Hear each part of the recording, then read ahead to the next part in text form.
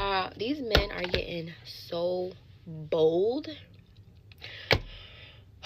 God, if this is a batch you have on earth of men, keep them far away from me, because I don't want it.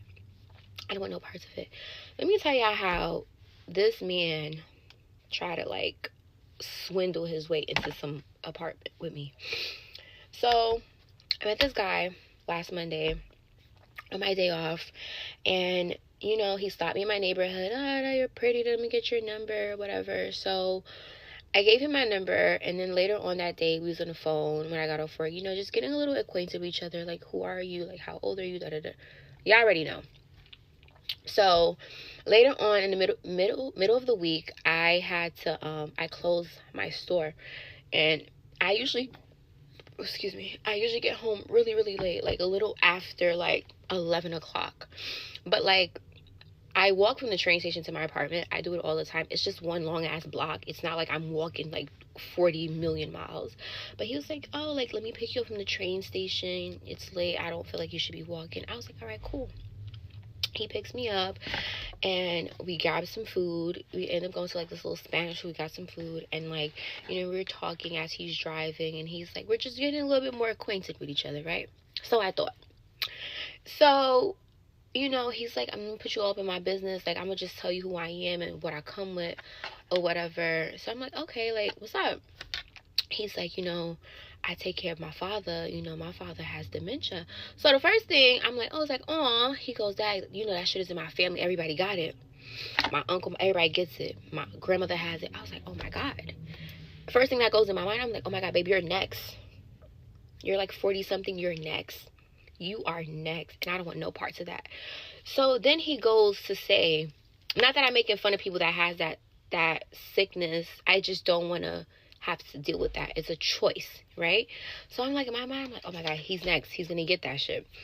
So then he goes, my father is like also schizo. I was like, oh. It's just a lot of mental issues going on in this family. And it's deep rooted. Like, y'all all got it.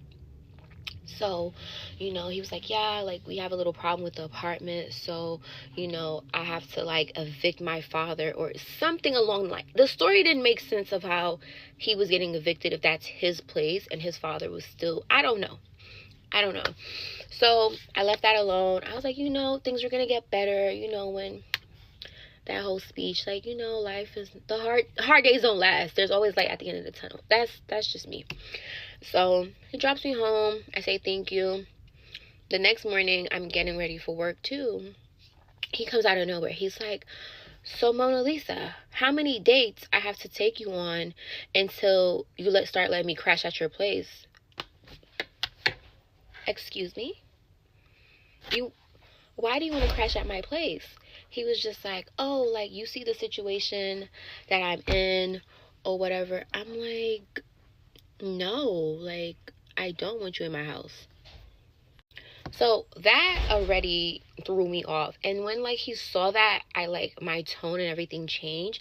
He was like, I'm just playing. I have plenty of places to go. No, you're not. No, you're not. You don't have many places to go. No, you don't.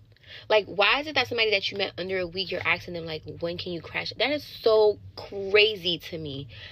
Anyway, I didn't bring it up. He left it alone. He dropped me to work the following day.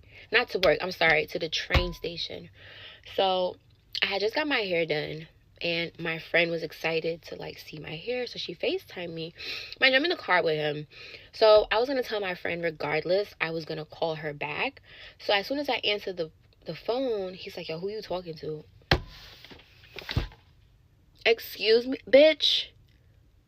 We can stop this car right now and I can get in the Uber. Like, you're questioning me, who am I on the phone with? And I told my friend, I was like, I'm gonna call you back.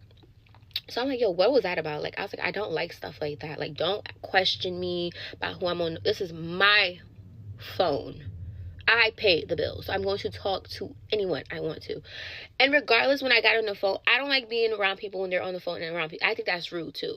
I was just going to call my friend and be like, hey, babe, I'm going to call you back. But he didn't even give me a chance to do that. So he drops me to the train station and he like apologizes. And then he was like, you know, the problem with me is that I meet a woman on this day. I feel like we should be here by this day. Babe, you don't gotta worry about me. I am out of here. I am out of here immediately. So I didn't speak to him for the rest of the day. He's cut off. I don't want to go anywhere with you. So today he just wrote me. He was just like, I miss talking to you. Can you give me a call when you get a chance? I wrote him back. I was like, I don't think that's a good idea. I'm a little busy right now. Have a good day. And that's it. Move in. Babe, are you a squatter? You're squatting?